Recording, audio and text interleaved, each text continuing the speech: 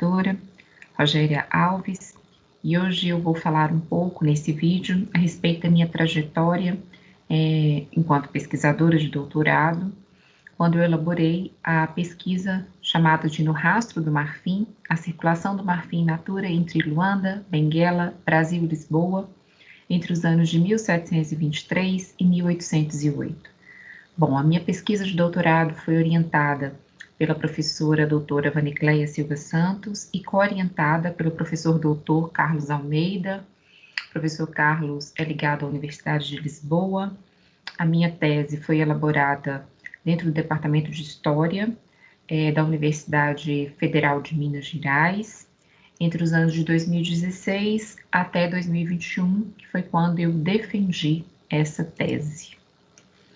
Bom, a minha tese integrou o projeto internacional de pesquisa African Ivories in the Atlantic World, que foi uma parceria entre a Universidade Federal de Minas Gerais e a Universidade de Lisboa, que reuniu professores, estudantes de mestrado, de doutorado, em pesquisas e investigações que tinham como objeto principal o marfim de procedência africana.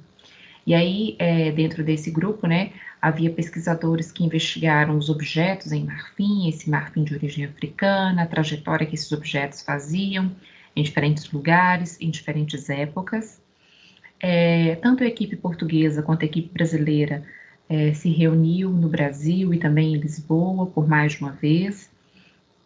E os trabalhos, as reflexões parciais produzidas aí por essas pesquisas já estão publicadas em 2 livros, que foram organizados pela professora Vanicleia Santos, que é o Marfim no Mundo Moderno e o Comércio de Marfim no Mundo Atlântico. Ainda há 2 livros a serem lançados pela equipe, pelas equipes brasileira e portuguesa, ainda nesse ano de 2021.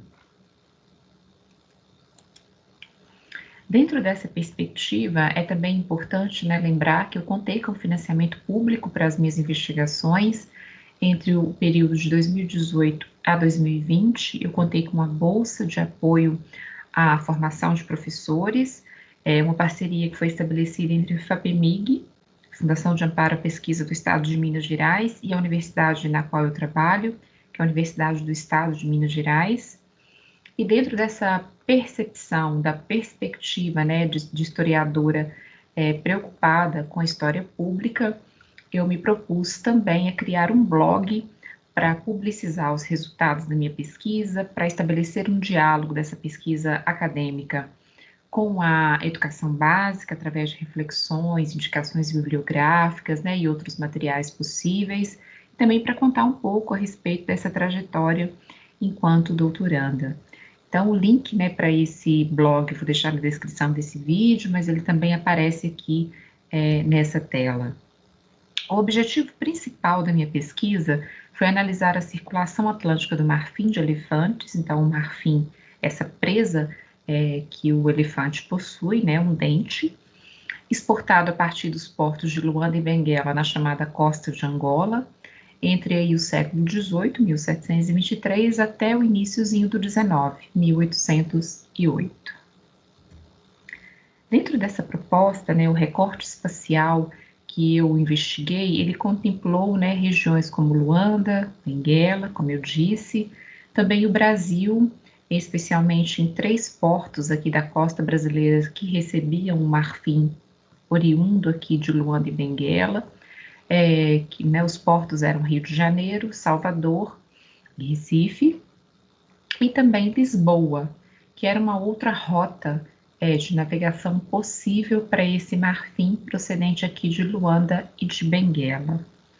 Bom, como eu disse, o Brasil então estava nessa rota do marfim como um porto de passagem. Normalmente o marfim não permanecia aqui no Brasil, embora haja registros da existência de marfim no Brasil no período colonial.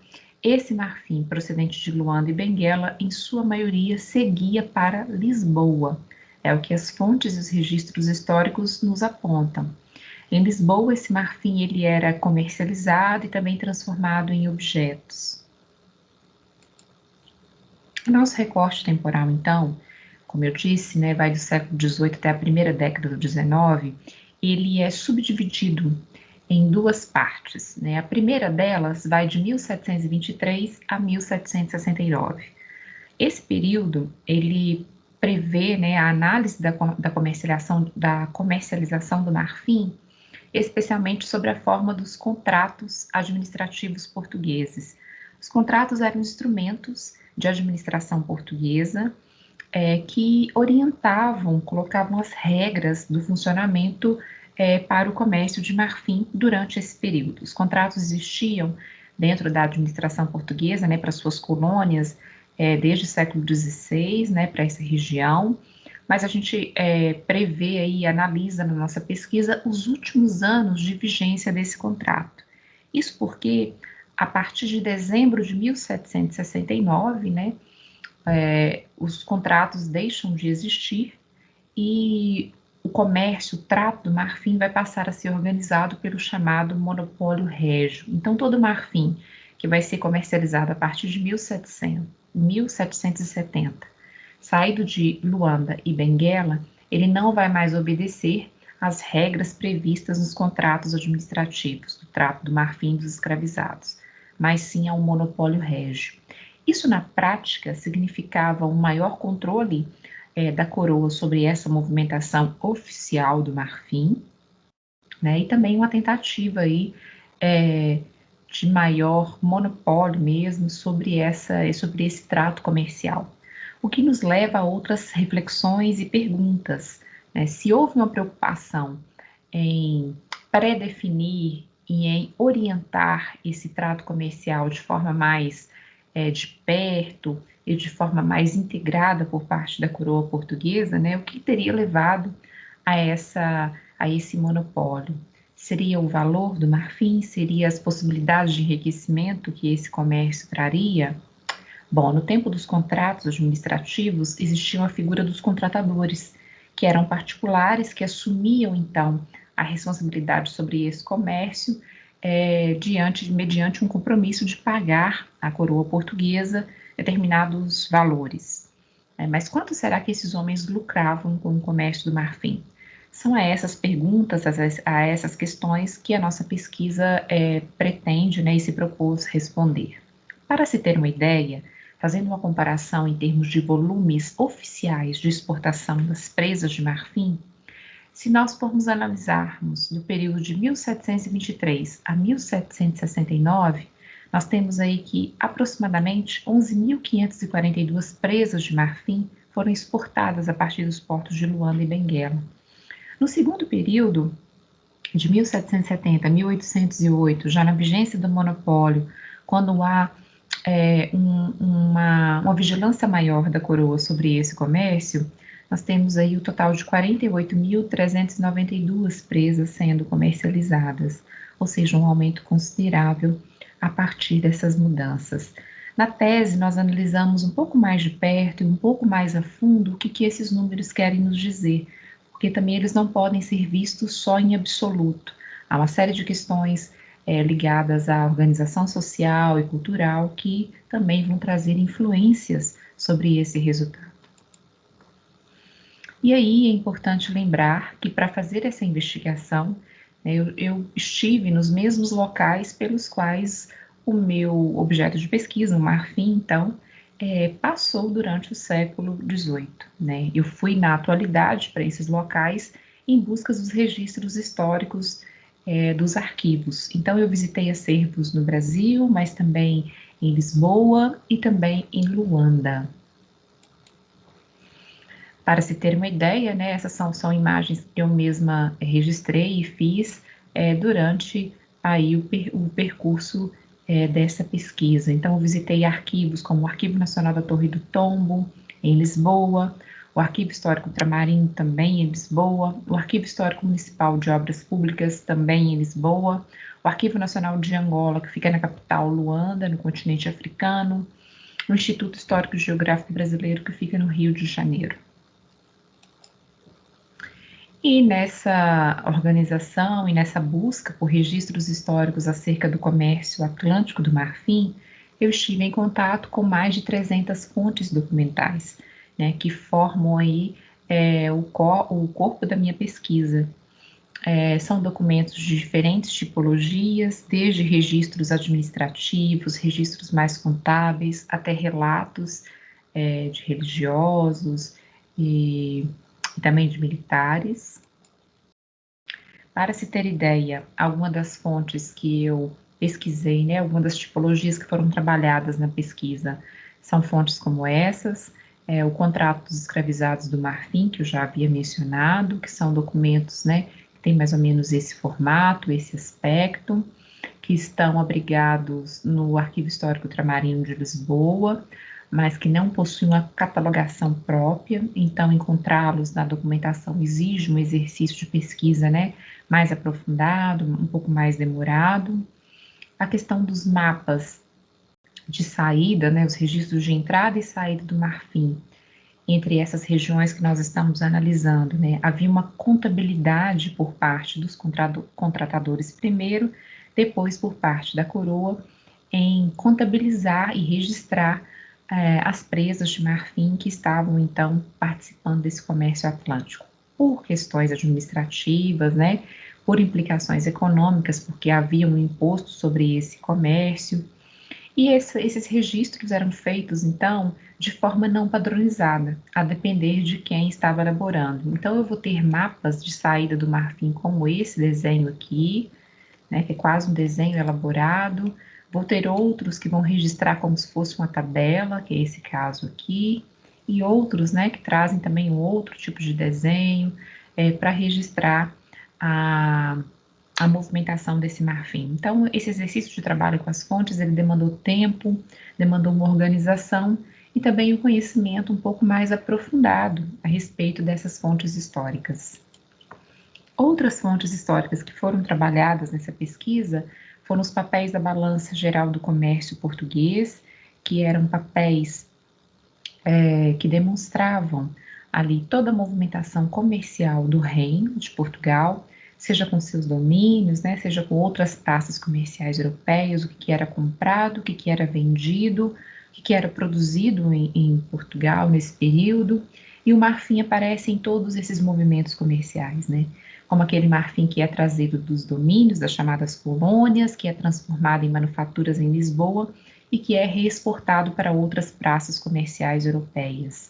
Então, é de suma importância, né, extrema importância entender a circularidade, a capilaridade que o marfim possuía nessa sociedade durante esse período. Nós trabalhamos também com os livros da Casa Comercial de Luanda. A Casa Comercial era uma espécie de estabelecimento, como se fosse uma loja em Luanda, em que produtos, né, de origem europeia eram comercializados e também trocados ali com matérias-primas e produtos locais. E nesse balanço comercial, então, eram elaborados os livros nos quais nós encontramos registros sobre a movimentação do marfim. E essas são fontes interessantes também porque possibilitam que a gente tenha uma outra visão desse comércio para além de aspectos só comerciais e só aspectos econômicos, né, numéricos. Traz, por exemplo, os livros da Casa Comercial de Luanda, o nome das pessoas que estavam vendendo aquele marfim, comercializando aquele marfim com os contratadores. Então, possibilita um conhecimento mais de cunho social a respeito desse comércio, né? E dentro dessa perspectiva, então, a nossa pesquisa, ela dialoga, né, e tenta demonstrar, por meio dessas fontes e de toda a nossa investigação, alguns elementos com os quais a historiografia até então não havia se preocupado. As afirmações a respeito do comércio de marfim para essa região, dentro desse período, na historiografia, elas eram muito genéricas, né? De modo bem genérico, elas afirmavam que o comércio de marfim não tinha tido tanta importância nesse contexto do tráfico de escravizados, e só vai assumir uma relevância comercial para as contas, para as finanças portuguesas, quando o tráfico de escravizados cai na ilegalidade. Nós sempre desconfiamos dessas afirmações, né? Porque elas são muito genéricas e não são baseadas em uma pesquisa extensa. E é justamente nesse sentido que a pesquisa no rastro do marfim se constrói. Então, nós investigamos questões ligadas, né, à organização operacional desse comércio, quais eram os instrumentos administrativos empregados para essa comercialização do marfim, quem é que regulava, quais valores eram colocados, quais pessoas estavam envolvidas. Nós também estudamos aí a organização espacial desse comércio, buscando entender as rotas, os itinerários que esse marfim seguia. Falamos então da organização social também, né, especialmente à medida que nos voltamos para a origem desse comércio, ainda no continente africano, e nós constatamos, embora as fontes ainda sejam um tanto quanto obscuras com relação a esse papel, mas constatamos que o papel dos centro-africanos na questão da obtenção e da extração do marfim foi central dentro desse comércio, né? E foi essa participação dos centro-africanos que possibilitou a existência do comércio atlântico do marfim. Então, desse ponto de vista também, né, nós intentamos aí uma leitura a contrapelo das fontes, para entender que, para além dos portugueses e da estrutura administrativa, burocrática portuguesa, havia uma participação fundamental dos sujeitos históricos nativos daquela região, né, dos centro-africanos. A nossa tese ela foi estruturada em 3 capítulos. O primeiro capítulo ele tratou do comércio do marfim in natura, né, e aqui é importante lembrar que nós estamos tratando do marfim em estado bruto, o marfim que ainda não foi transformado em objetos, portanto ainda é matéria-prima. Nós falamos um pouquinho a respeito dos contratos, da estrutura administrativa dos contratos, dos últimos contratadores do marfim, do papel desses homens, e também do estabelecimento do monopólio do marfim, né, visto sobre outra perspectiva, que é justamente a perspectiva de esse comércio se tornar um monopólio por despertar a atenção da própria coroa portuguesa para as possibilidades de lucro que o marfim levantava dentro desse comércio atlântico. Nós falamos um pouco também dos agentes envolvidos no comércio do marfim, desde os agentes envolvidos ainda no continente africano, até os agentes, né, já envolvidos nesse comércio de âmbito atlântico. No capítulo 2, nós comentamos um pouco a respeito da contabilidade do marfim, e aí é o capítulo que mais traz dados numéricos sobre essa circulação. Nós falamos um pouco das exportações e também da perspectiva do contrabando do marfim. É importante lembrar que nós estamos lidando com fontes com dados oficiais, portanto, as nossas conclusões dizem respeito a um comércio oficial desse marfim, mas nós também apuramos, né, as denúncias em torno de contrabando a respeito dessa matéria-prima, uma disputa comercial que revela o valor desse marfim. E por fim, no terceiro capítulo, nós seguimos literalmente o rastro do marfim até Portugal, para saber então qual que era de fato a relevância, a representatividade e o papel das manufaturas, né, e também do marfim na balança do comércio português. E aí nós encontramos que esse marfim de procedência dos portos de Luanda e Benguela, ele era comercializado em Lisboa, já sob formato de objetos.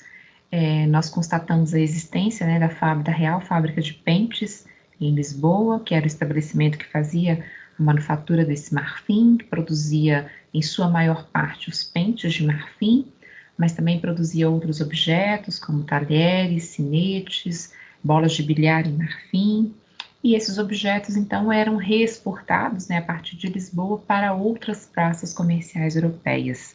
É interessante perceber que também, além dos objetos, né, o marfim em forma de retratos, ou seja, restos, né, o marfim em pó que sobrava do trabalho de manufatura do marfim nessa fábrica real de Lisboa, também era comercializado, o que revela uma capilaridade do marfim, né, e seu valor em diversos formatos, sob diversas circunstâncias, a partir de Lisboa. Por fim, nós chegamos aí à conclusão da nossa pesquisa, né, que traz algumas contribuições inovadoras para a historiografia no que tange ao comércio do marfim. E a nossa principal conclusão, né, aqui é que esse marfim, a história do tráfico do marfim, ela está para além do tráfico de escravizados, embora nós sabemos que o marfim se utilizava da mesma rota dos escravizados para ser comercializado, né? Inclusive ele era transportado nos próprios navios negreiros. Mas há uma centralidade do marfim nessa pesquisa, na qual nós procuramos demonstrar que a circulação do marfim procedente de Luanda e Benguela possui importância e possui implicações na história, que estão para além do tráfico de escravizados no século XVIII. Então, portanto, é preciso falar do lugar desse marfim. Essa tese buscou mostrar a centralidade do marfim para a economia atlântica, que foi utilizado como moeda, como lastro dos navios, né, o lastro em seu formato físico mesmo, foi uma matéria-prima passível de contrabando, alvo de disputas comerciais, monopolizado pela coroa portuguesa, importado, exportado e reexportado, segundo a movimentação da balança do comércio português. E demonstramos, né, seus itinerários, evidenciamos que há uma subestimação sobre a sua real circulação no século XVIII e, por fim, demonstrei que a destinação desta matéria-prima, que era transformada em manufaturas e reexportada a partir de Lisboa, traz aí contribuições inovadoras e também novas perguntas para a historiografia. Bom, é isso. Eu espero que esse vídeo, né, possa ter trazido novas questões, possa ter ajudado a compreender um pouco mais da importância e de como que é feita uma pesquisa historiográfica. Eu agradeço a todos e espero que nós possamos nos ver em outras ocasiões para falar um pouco mais dos marfins. É importante lembrar também que essa é uma pesquisa histórica e que nós estamos falando de um contexto comercial em que o comércio, né, das presas de marfim ele era legalizado e que hoje isso não é mais possível. Nós sabemos que desde a década de 80 o comércio, né, a nível mundial do marfim ele é proibido, é condenado por uma série de acordos entre os países, né, justamente na tentativa aí de preservar as espécies de elefante, essa população, e, portanto, o seu comércio hoje, né, ele é criminalizado, quem participa desse comércio é penalizado, né? Aqui nós estamos tratando de uma questão histórica. Portanto, é isso, muito obrigada e até breve.